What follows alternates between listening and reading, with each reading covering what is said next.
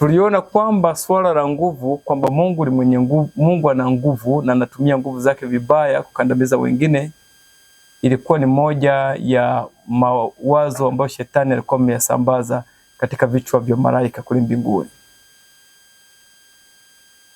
Na kweli hakuna asiyejua kwamba Mungu ana nguvu.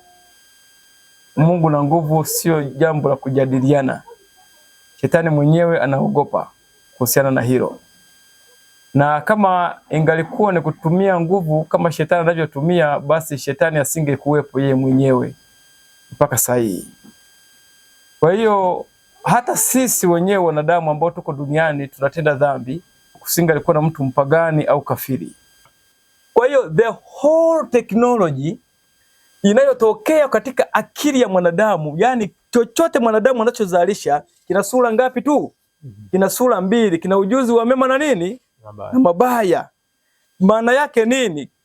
Kwa hiyo kazi zetu zinatutafsiri sisi wenyewe na mentality yetu jinsi ilivyo, mioyo yetu jinsi ilivyo. Kwa hiyo kazi ya Mungu nayo lazima ifanyaje? Imtafsiri Mungu jinsi Mungu alivyo. Kwa hiyo kile ambacho kilikuwa kimefanyika Mwanzo 1, Mwanzo 2, ile creation, the whole process of creation iko inamtafsiri Mungu jinsi alivyo. Ningependa niishie hapo. Kwa hiyo ninawaza ya kwamba tuko katika picha moja sasa. Tumefanya review ya lessons zilizotangulia hasa ambayo lesson hii inafuata moja kwa moja. Kwa hiyo tuna budi la kusonga mbele katika kipengele kingine, tuone mahali ambapo Mungu anaweza kutufikisha. Tutaomba, baada ya hapo tutaona tutaanzia wapi.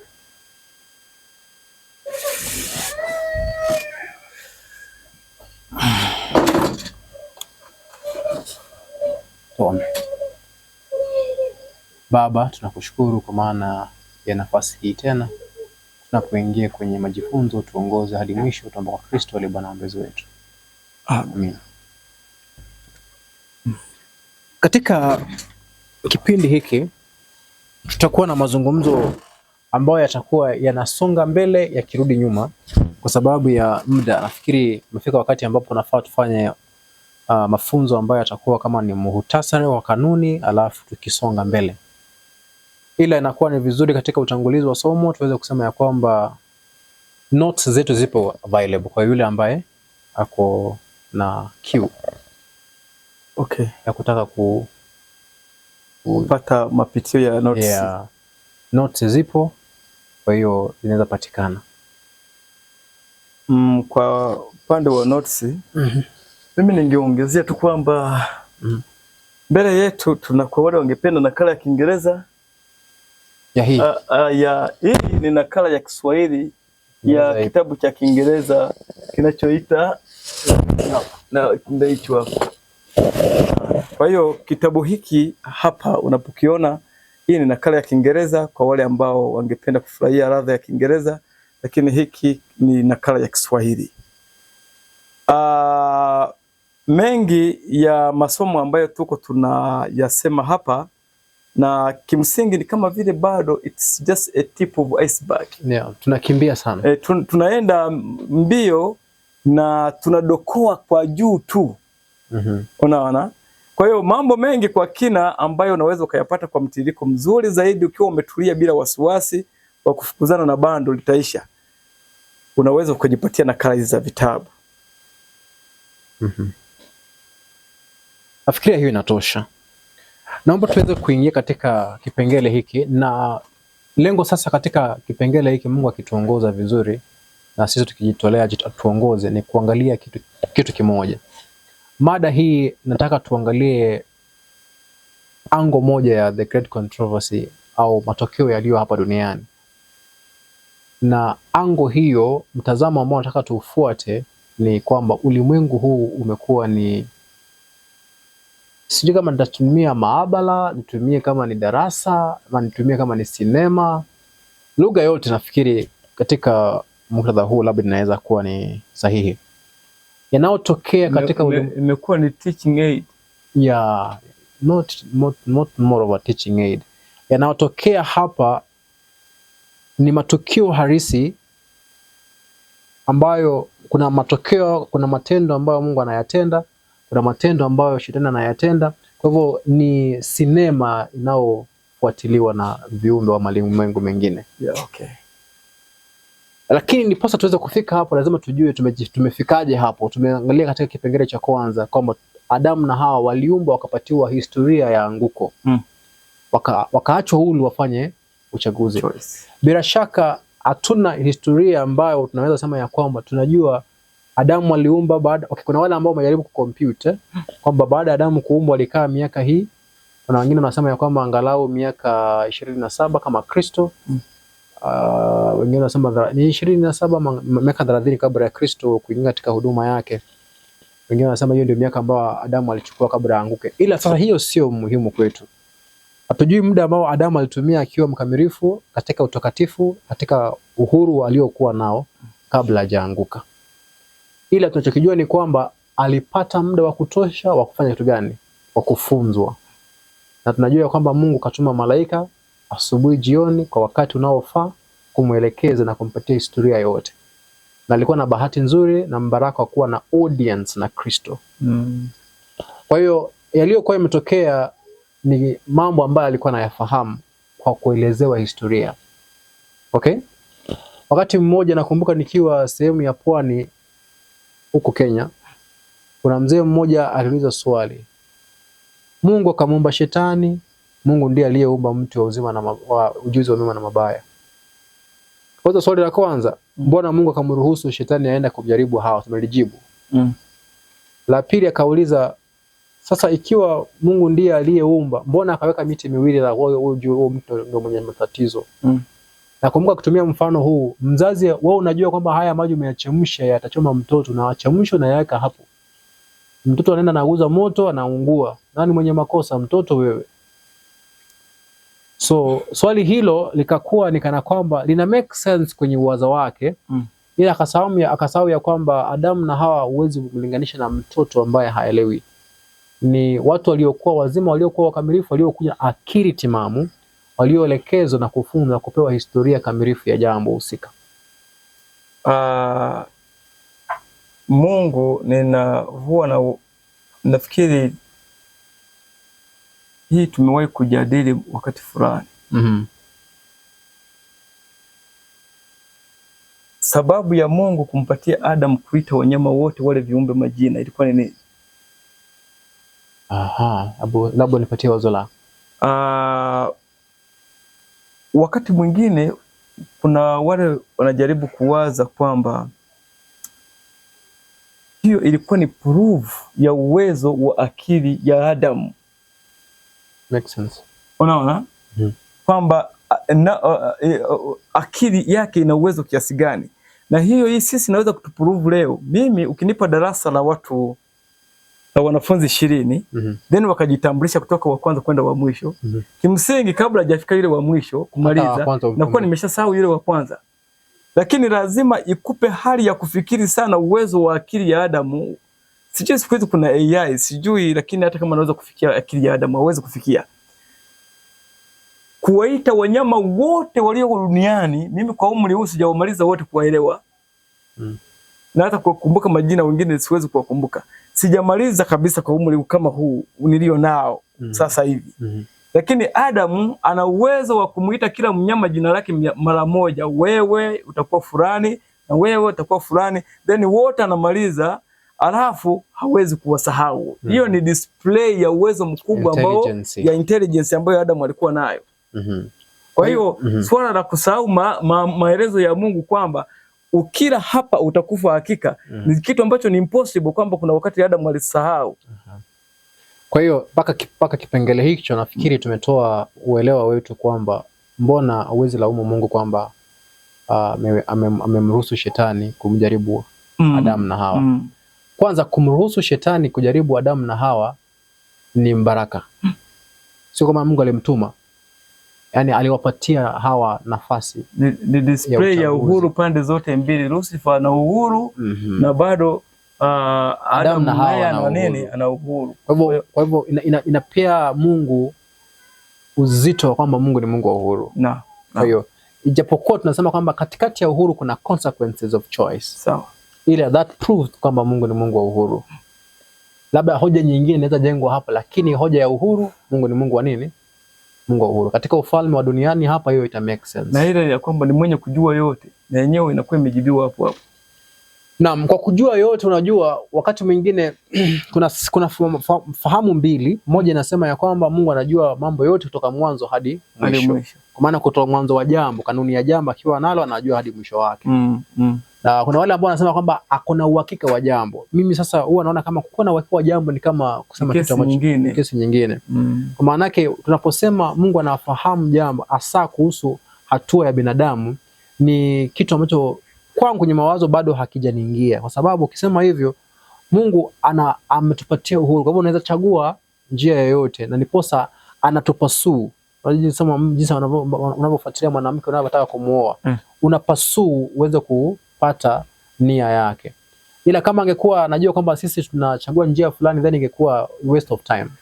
Number 2, Mungu katika maandiko anatuambia ya kwamba Kristo alipokuja duniani hapa ilikuwa katika hatari ya kupotea, katika hatari ya kupoteza uzima na kupotea katika milele. So hatari, huwezi kuwa na hatari wakati ambapo una uhakika wa matokeo yenyewe. Kwangu ni hivi ninavyoelewa. Now, but point ya msingi ni kwamba Adamu na Hawa wanapoumbwa wanapatiwa uhuru kamilifu, ila uhuru huu una consequence. Una consequence kwa Adamu, una consequence kwa nani? Kwa Mungu mwenyewe. Kwa maana Mungu anapochukua hatua ya tabia yake kuwapatia uhuru, then itamgharimu. Itamgharimu kwa maana anawapenda, kuchukua msalaba wa kukomboa. Mpaka pale nafikiri kipengele cha muhimu. Ila jambo hilo litakuwa sasa ni lesoni ambayo malaika wanajifunza kupitia watoto hawa au viumbe hivi vipya, kwamba ndio Mungu amedhihirisha nguvu zake zote yunazo, ila amewapatia uhuru wa kufanya tu gani?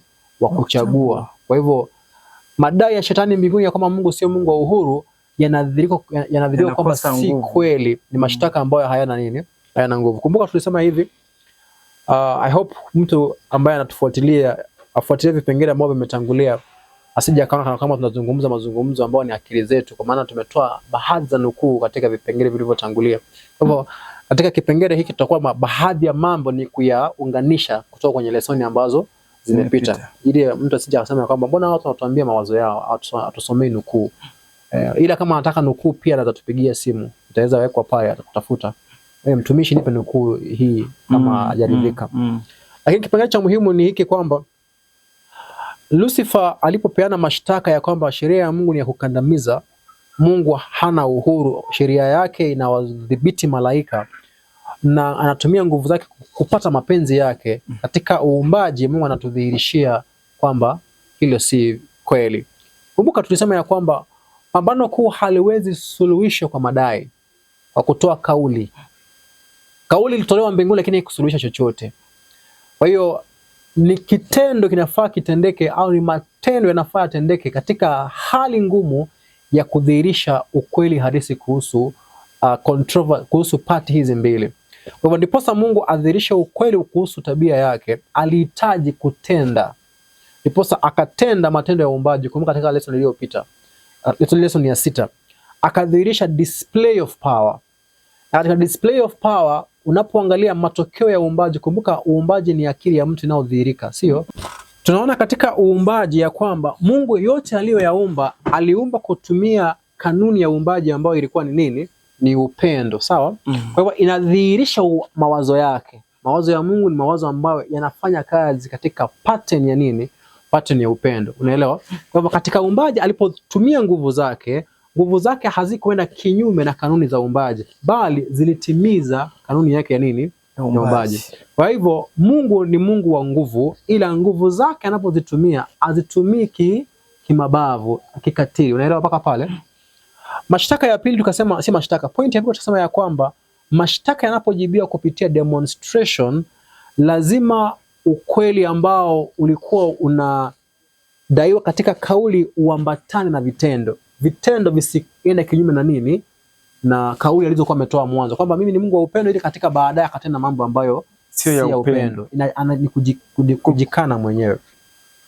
Sasa hapo tukifika hapo, kumbuka ya kwamba Mungu angeingia shambani wakati ambapo Hawa anawaza kwenye akili, ameamua kuchukua tunda ila hajanyosha mkono.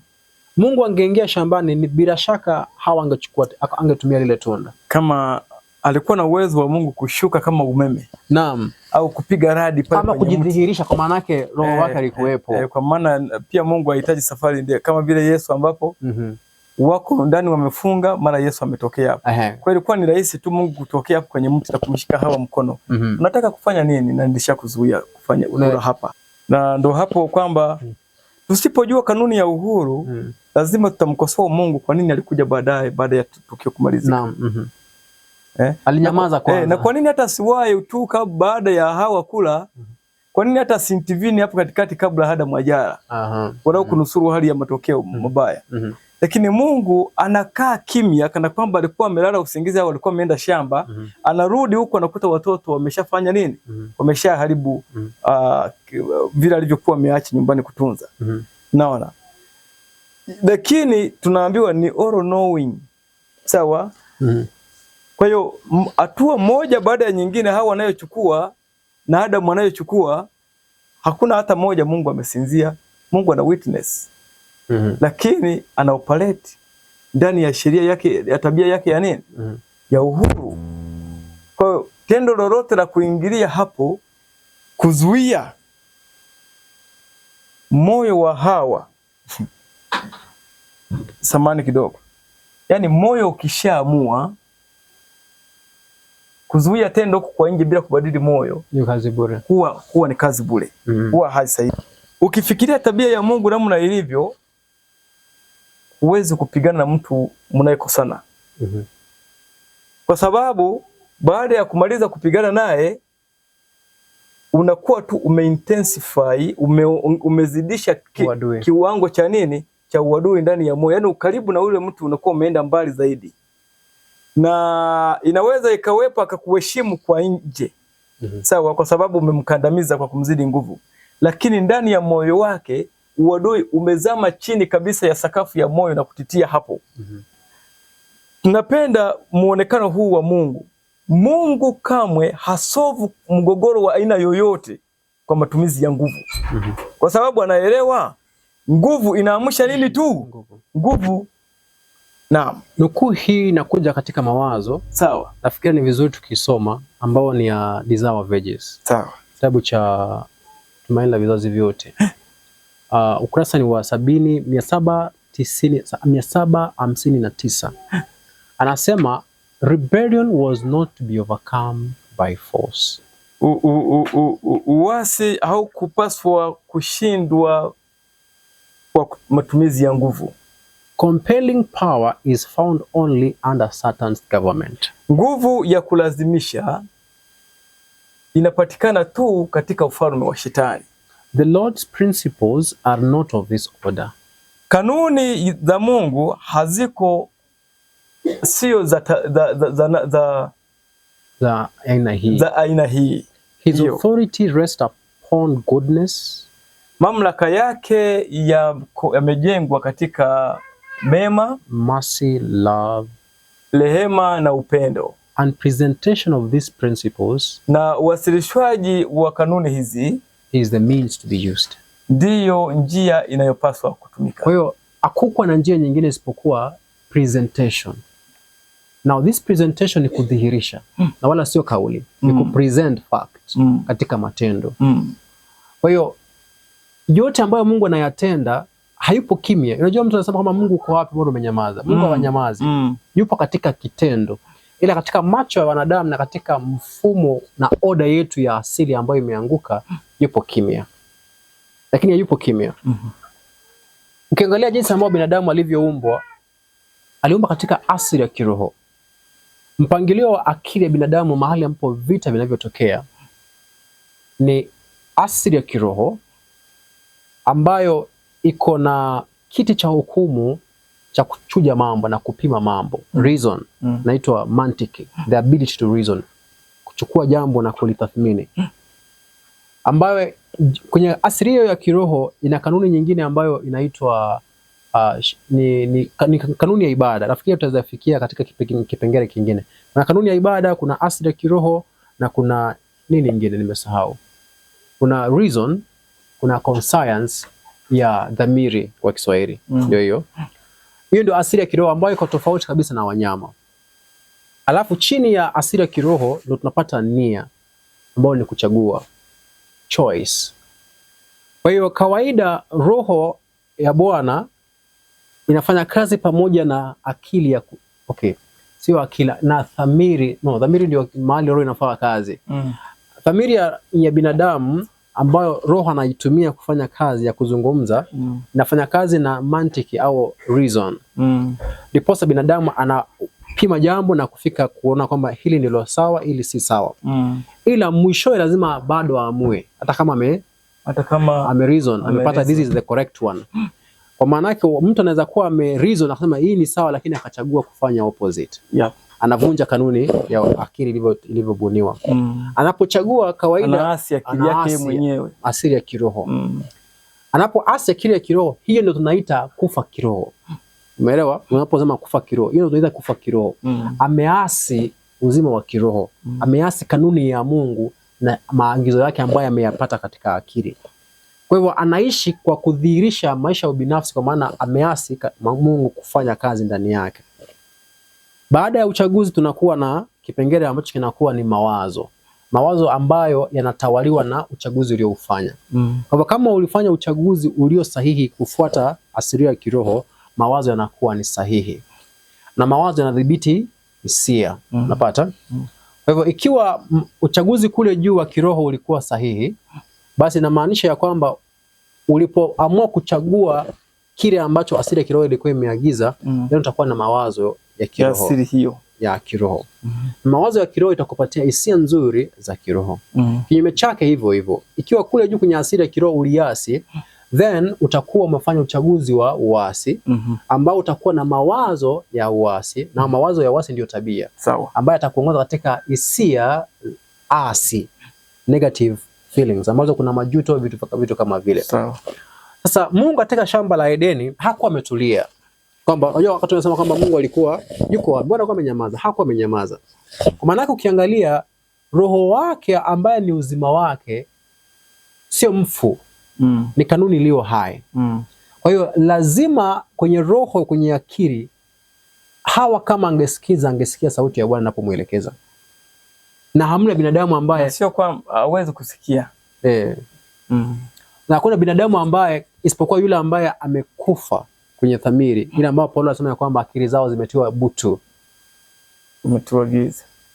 Hao tu ndio ambao hawana uwezo kwa kutathmini jambo. Lakini yeyote ambaye yupo hai, roho atakuwa na zungumza ndani, ila utafanya uchaguzi wa kutii na kufuata sauti ile au kuiua. Na unapoua sauti ile, unayeua si sauti tu, unamuua Kristo ndani yako. Napata? Ndio maana msalaba unaweza jirudia hata baada ya 31 AD, na ulikuwa kabla ya 31 AD. Tunamsulubisha Kristo every moment, wakati ambao tunakomesha sauti yake ndani yetu. Tunaporudia kukanyaga, tunaporudia uasi. Sasa, kwa hiyo Adamu alipokuwa kule na Hawa yuko huko, Hawa kwenye mawazo yake Bwana alikuwa anazungumza naye. Ila Bwana hana njia nyingine isipokuwa kuleta mawazo.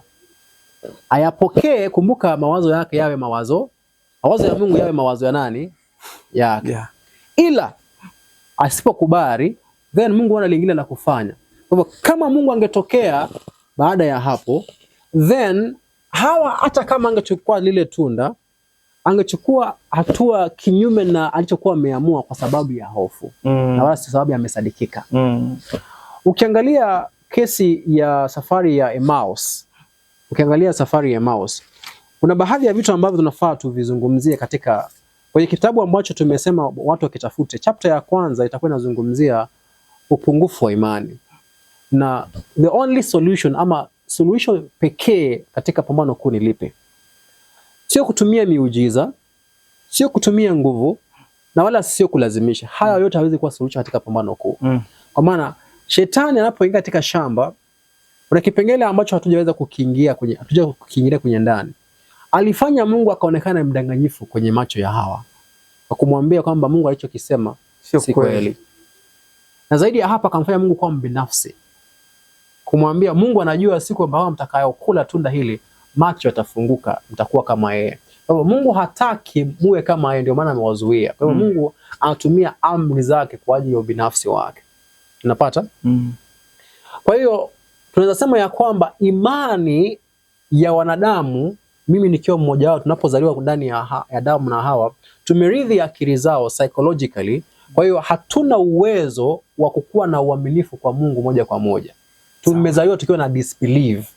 Kwa hiyo the only solution katika the great controversy, whether it is in heaven ama whether it is hapa duniani, njia pekee ya kusuluhisha great controversy ni kufanya kinachoitwa kufanya demonstration of truth.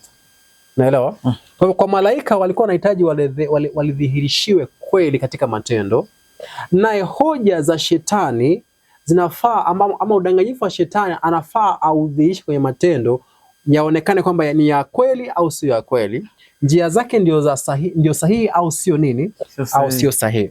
Hii yanikumbusha nukuu moja ambayo ningelipenda tuisome hapa. Hebu inasema hivi, naomba tuisome hapa. Ni Great Controversy edition ile ya 1888, page ni 498 paragraph 2. Sasa inasema hivi, kwa Kiswahili itakuwa inasema hivi mfarakano aliouleta kwa mwenendo wake mwenyewe mbinguni, mfarakano aliouleta, shetani aliushtaki juu ya sheria na serikali ya Mungu. Kwa hiyo alikuwa anadai ya kwamba matokeo yaliyokuwa mbinguni yanayoonekana sio kwa sababu ya uasi wake, bali kwa sababu ya sheria ya Mungu na serikali yake ndio imesababisha. Ni sawa sawa na sauti tunayosikia duniani hapo wakati ambapo mtu anaposema ya kwamba ninapata haya mabaya kwa maana sheria ya Mungu inadai niadhibiwe. Unaelewa? Unapopata adhabu kwa sababu sheria ya Mungu ndio inayohitaji, then mabaya unayoyapata yamesababishwa na nini? Na sheria ya Mungu. Ni hoja hiyo moja. Anaenda mbele anasema ya kwamba uovu wote alitangaza kuwa matokeo ya utawala wa kiungu. Alidai kwamba lengo lake lilikuwa kuboresha amri ya Yehova. Kumbuka amri ya Yehova ni kanuni ya uzima au kanuni ya upendo. So anataka aiboreshe. Tukasema hawezi boresha amri ya Mungu hata yodi moja, labda mbadilishe yeye na uumbe vitu vingine vyako. Ila sasa yeye alikuwa anadai kwamba ana haki ya kubadilisha sheria ya Mungu. Kwa maana nyingine anawaza sheria ya Mungu ni kitu kilichobuniwa, kikalazimishwa na kiko na uwezo wa kutungwa vingine. Kama vile ambavyo duniani hapa tunaweza enda kwenye referendum tukafanya constitutional changes. So anawaza kwamba sheria ya Mungu ni kama hizo za wanadamu ambazo zina uwezo wa kubadilishwa. Ila hafahamu ya kwamba ndiposa ubadilisha sheria ya Mungu ni kwanza wewe upotee na aliyeumba naye apotee, ndiposa anayeumba mwingine aingie aumbe kingine tofauti. Maana yake kanuni ya Mungu ni kanuni ya uzima au kanuni ya uumbaji. Yaani nafsi ya Mungu iongolewe kwanza. Alafu itumikie ule yani uasi. Actually si hata kuongolewa kwa Mungu. Kwa maana yake ni zaidi ya kuongolewa kwa Mungu. Ni kumuua Mungu, ukamuumbe Mungu kwanza. Ndiposa huyo Mungu naye aanze sasa kutenda kama unavyotaka wewe, huyo design. Hiyo ndio point ya msingi pale. Baada ya hapo inasema ya kwamba kwa hiyo ilikuwa lazima aonyeshe asili ya madai yake. Hiyo ndio point natafuta hapo. Kwamba shetani alikuwa amesema ya kwamba alihitaji alete mabadiliko kwa serikali ya Mungu. Yaani alikuwa ni kama mwanasiasa ambaye anatafuta kuleta mabadiliko katika nchi. Kwa hivyo ilihitajika adhihirishe madai hayo kwamba mabadiliko aliyokuwa anataka kuyaleta ndiyo nini, ili watu waone sera zake namna zinavyo-operate. Sasa kama tumepata mpaka hilo, turudi katika sasa somo sasa. Kwa hivyo Mungu duniani anachofanya, ana present demonstration ya tabia yake na kanuni zake.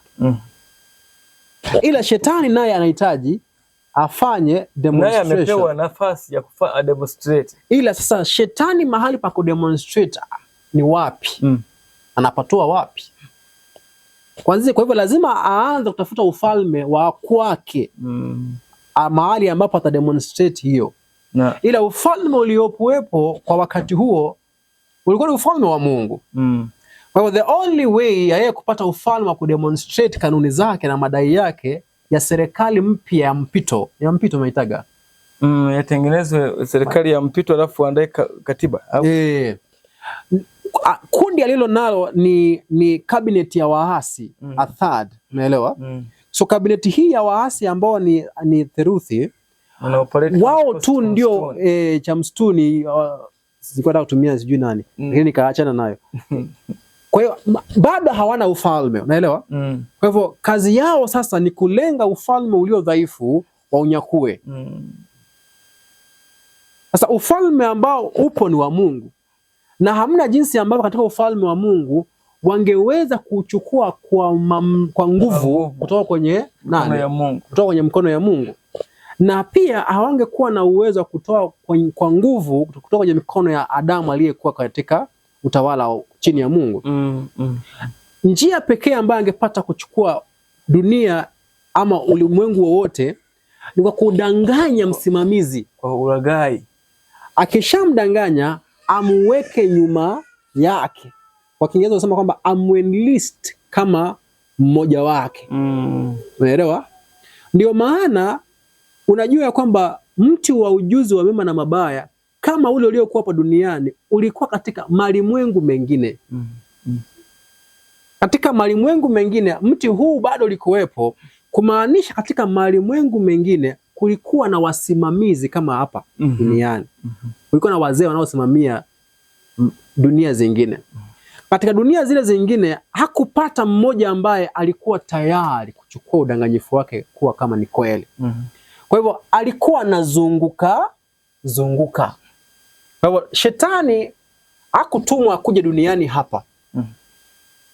Kwamba alipotoka mbinguni akaruhusiwa akae hapa duniani.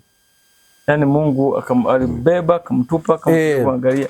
Pointi ya msingi ni kwamba alipotoka mbinguni, kazi aliyosalia kibaki akifanya ni kuzunguka hata kwenye malango ya mbinguni bado.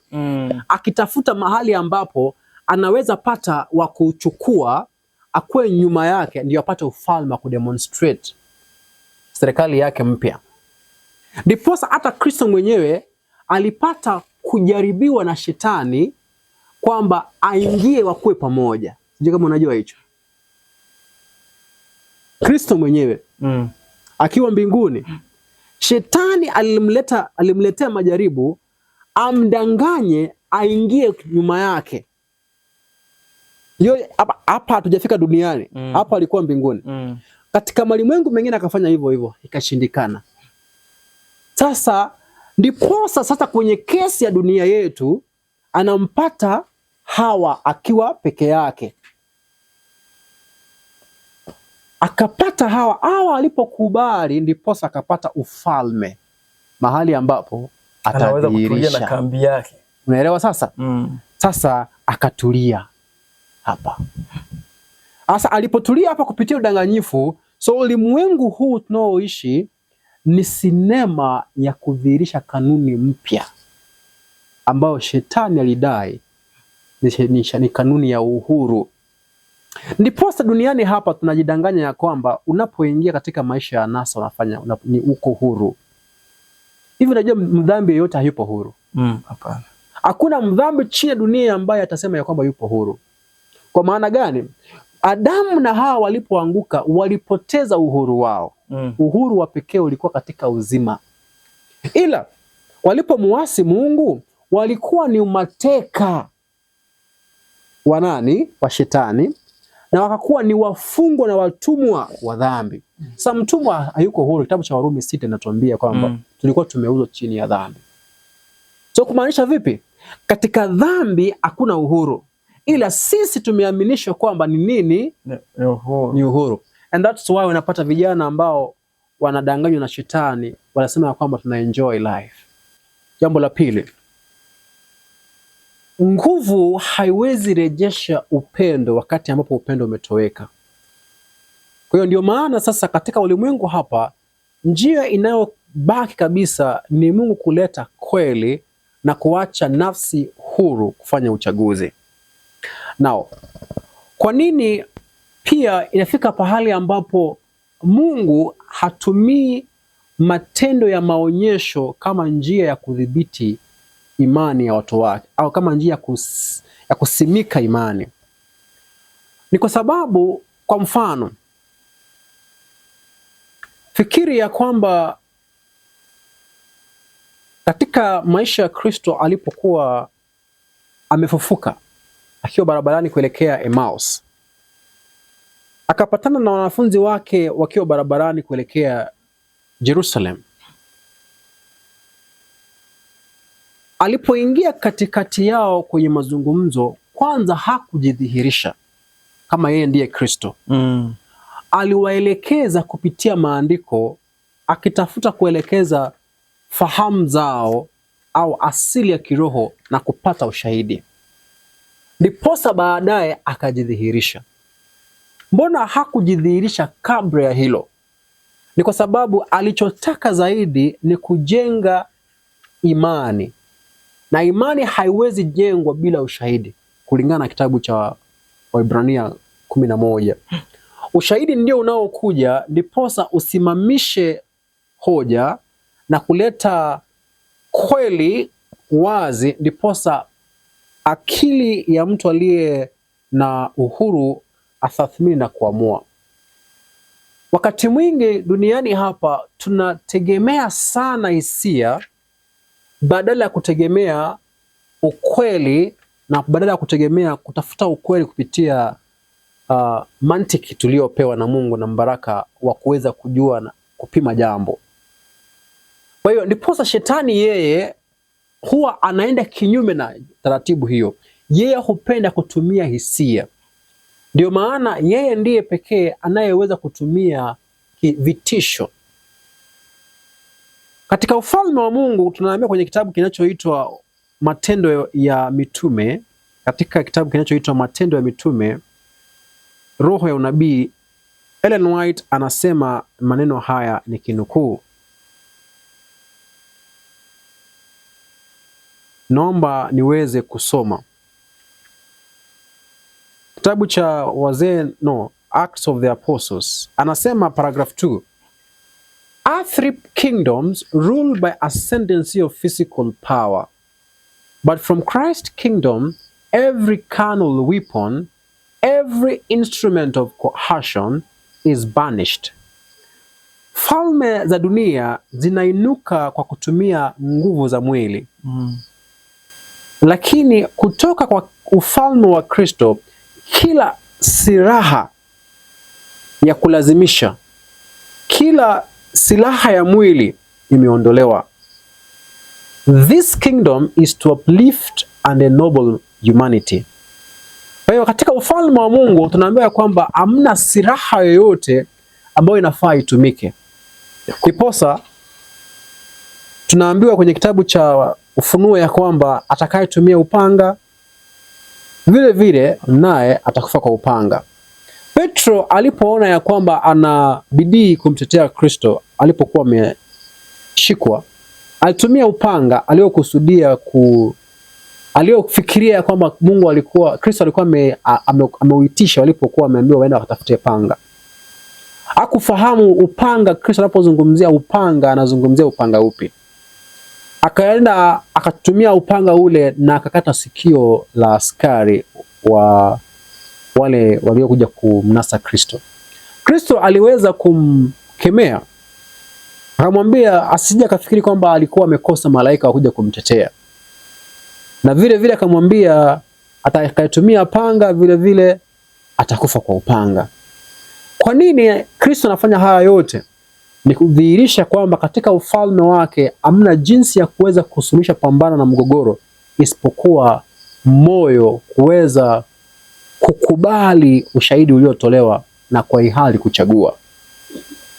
Kwa hiyo katika uumbaji wa binadamu kinachofanyika pale, Mungu anapoonyesha nguvu zake katika uumbaji, mwishoni siku ya 6 anaumba binadamu ambaye anawakabidhi uhuru na anawaacha uhuru kuchagua wanachotaka kukitenda, ila anawaongoza na kuwapatia njia inayostahili. Wao wanaacha huru kufanya uchaguzi. Wanapopata watoto, Mungu akakusudia ya kwamba waishi katika mazingira hayo hayo, wapate watoto, baba na mama wajitoe katika kuwashughulikia watoto, jinsi ambavyo baba na mwana walivyoumba wanajitoa kwa ajili ya kushughulikia viumbe wote. Na ikafika siku ya 7. Siku ya 7 alipoweka pumziko ikakuwa ni ishara ya uhuru ambao aliwapa malaika waweze kutafakari yote walioyaona na ushahidi walioupewa siku 6 kuhusu mashtaka ya shetani, akawawacha huru waweze kutafakari kwa saa 24. Mpaka hapa inatupatia picha ya kwa nini uumbaji ukawa ni njia kuu ya kuweza kupeana majibu kwa mashtaka ya shetani aliyoyaleta dhidi ya Mungu. Mpaka hapo tukishaweka point hiyo ikaeleweka, tunapata anguko la shetani ambayo itakuwa ndio point yangu ya mwisho katika kipengele hiki. Unaingia kwa sababu Adamu na Hawa waliweza kutafsiri matamshi ya Mungu katika nadharia ile ya haki bandia ambayo shetani alikuwa ameanzisha kule juu. Unapoangalia kitabu cha Mwanzo, Mungu alikuwa amewaambia kwamba hakika mtakufa. Sentensi hile tulizungumzia katika kipindi cha 6. Tukasema ya kwamba inamaanisha wataweza kuwa watu wenye miili ya kufa, na kwa maana wamejitenga na uzima, hamna namna nyingine isipokuwa kwa hakika kufa. Binadamu atakuwa ni mtu wa kufa. Ila wao walipopata matamshi yale kutoka kwenye tafsiri ya shetani, waliweza kuamini ya kwamba haingewezekana wao wafe kwa kula tunda tu. Ni kweli kwamba tunda lile lenyewe halikuwa sumu la kuweza kuangamiza Adamu na Hawa, kwa maana Mungu hakuumba mmea wote wenye sumu. Sumu haikuwa kwenye tunda, bali sumu ilikuwa katika wazo ambalo wangelipokea na kulitendea kazi, likawa ni kanuni ya tabia yao, ambao ni udanganyifu kuhusu Mungu.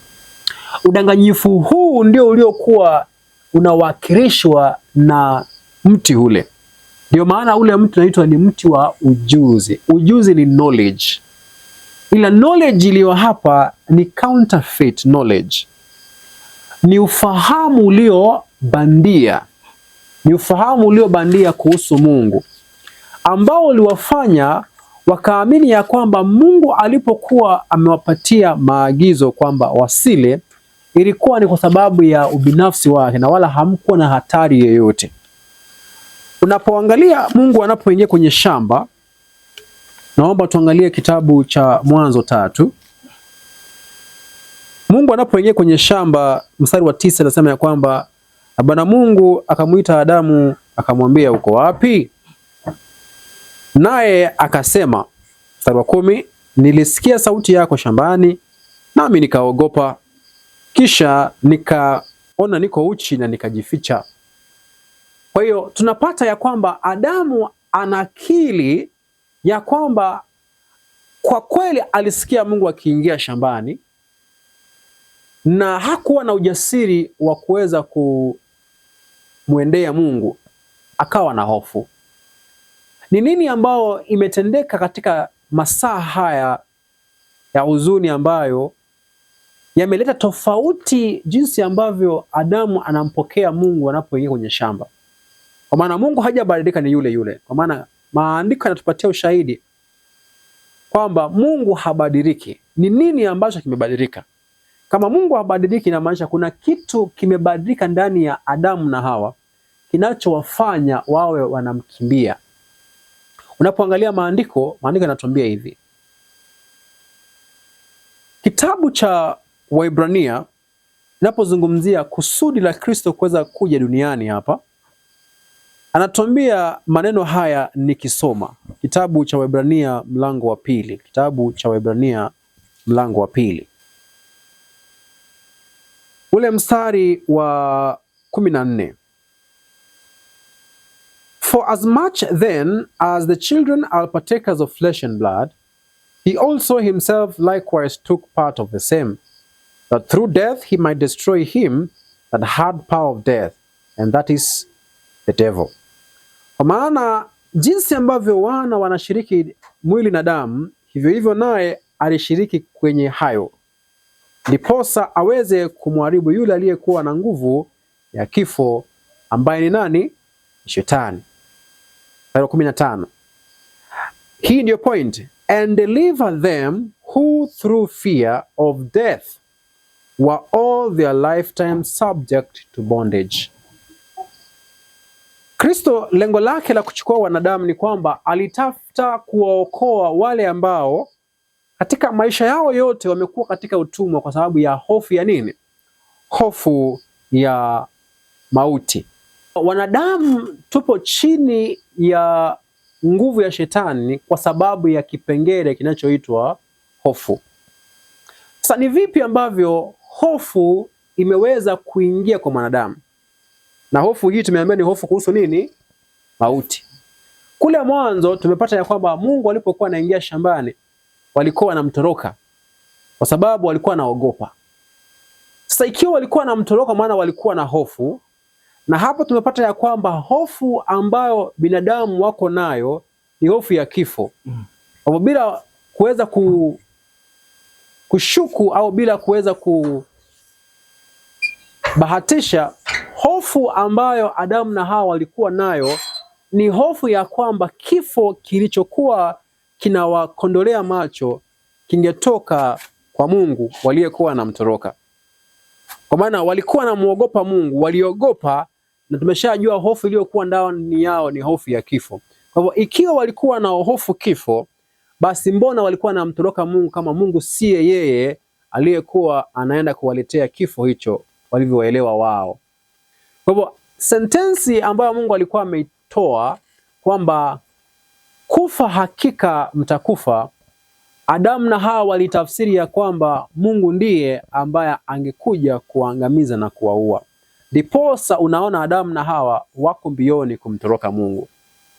Kwa hivyo mpaka hapo tunapata ya kwamba binadamu nao wakaweza kuanguka katika mtego wa hatari ambao uliweza kunasa malaika, udanganyifu wa mwisho wa kwamba Mungu unapovunja amri yake hana lingine isipokuwa kukuadhibu na kukunyang'anya uzima na kukunyang'anya yote uliokuwa nayo.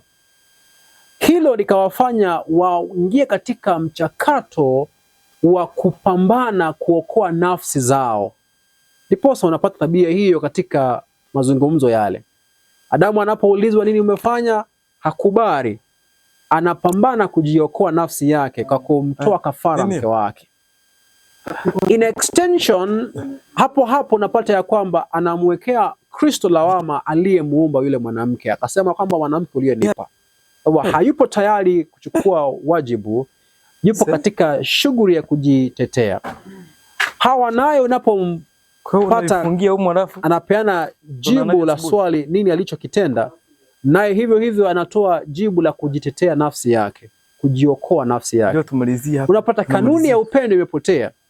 Wamebaki kuwa ni wanadamu ambao walikuwa wamejawa nafsi, ambao walikuwa tayari kutoa wengine kafara kwa ajili ya usalama wao. Kwa hiyo hilo ndilo ambalo lilikuwa ni kanuni au ndio msingi wa bona Adamu na Hawa waliweza kuingia katika uangamivu walioingia, wakubali au wakupokea udanganyifu kwamba Mungu ndiye aliyekuwa anakusudia kuja kuangamiza. Mpaka hapo nafikiri itakuwa tumepata kipengele cha muhimu kwamba kwa hiyo Mungu hana lingine isipokuwa kuweza kutafuta kurejesha imani ambayo imevunjika kwa familia yake. Hivyo tu ndivyo anaweza kuwavuta watoto wake ambao walikuwa wametenganishwa naye kupitia udanganyifu wa Adamu na Hawa.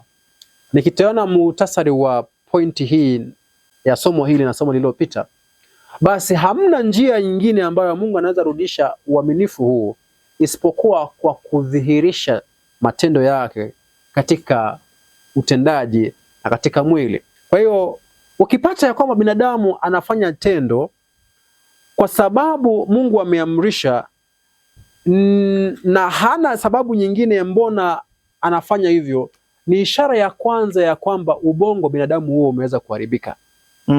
Unapopata mtu unapomuuliza mbona unafanya kile ambacho unachokifanya, hana sababu, hawezi toa maelekezo au maelezo mbona anachokifanya, mbona anafanya kile anachofanya, bali anatoa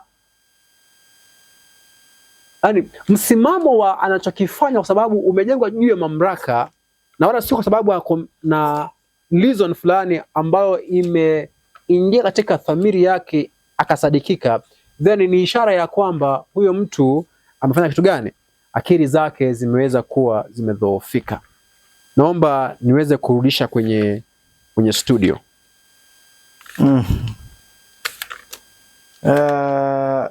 Nilikuwa na hii niseme kwa mtu yeyote ambaye wale walio na watoto na watu wazima wale ambao wanaofanya kazi chini ya watu wengine. Miongoni mwa mambo ambayo ni ya kitu muhimu kabisa katika mwili wa mwanadamu kinachofanya thamani yake iwe thamani, sio maumbile. Ukiwa na maumbile hata mazuri lakini ukawa na akili mbovu, then thamani yote ya maumbile inakuwa imeshuka. Lakini hata kama ungekuwa na maumbile mabaya ile ukawa na akili iliyo timamu, then thamani yako itabaki kuwa pale pale kila siku. Na kwa nini maandiko Mungu anakataza matumizi ya nguvu ya kulazimisha, coercion? Popote ulipo na fursa, wenye simu hizi zinazoingia mtandaoni, una kompyuta na nini, angalia madhara ya matumizi ya nguvu katika maendeleo ya akili. Matumizi ya nguvu popote yanapofanyika, ukandamizaji unazoofisha maendeleo ya akili. Iwe ni katika malezi ya watoto wadogo, kama nguvu inatumika sana na ukandamizaji katika familia, watoto wa hapo watakuwa wasio na ujasiri, wasioweza kujisimamia, wasiojiamini hata wenyewe kwa kila neno wanalofanya na tendo lolote. Na wakati mwingine nafikiri unaweza kuona kwenye familia zile ambazo tunaita familia bora katika jicho la kijamii duniani, na familia zile ambazo zinatoka kwenye mzazi yule mgumu kabisa, maskini, anaishi kwa jembe au kwa kutegemea ng'ombe, wale ambao viboko ni kila siku, ndio mazungumzo. Wale ambao nyuso ziko serious masaa yote, hawana muda wa kucheka na watoto au na familia ambazo hazina vicheko, baba akiingia watu wanakimbia. Maendeleo ya akili ya pale huwa ni dhaifu. Watoto wanaotoka katika eneo hilo watakuwa na utii wa nje, nabii anazungumza, lakini na saikolojia inasema watakapokuwa wamepata fursa ya kutoka nje mikononi mwa wazazi wao, wakati wanapokuwa mbali na wazazi wao, hawako tena chini ya mikono yao, ndipo watadhihirisha udhaifu mkubwa zaidi wa akili. Kwa hiyo Mungu asingeweza kutulea wanadamu au viumbe wake kwa kutumia matumizi ya nguvu, kwa sababu Mungu daima anataka maendeleo yetu ya nini? Ya akili. Sasa maana yake unasema nini? Kwa hiyo watoto wasichapwe? Hapana, hiyo mimi sijasema. Kwa hiyo tumuombe Mungu sana atujalie utulivu, maamuzi ambayo yanafikiria madhara yatakayotokea kuliko suluhisho ya muda mfupi. Matumizi ya nguvu sio sehemu ya serikali ya Mungu. Bwana atubariki mpaka utakapokutana wakati mwingine.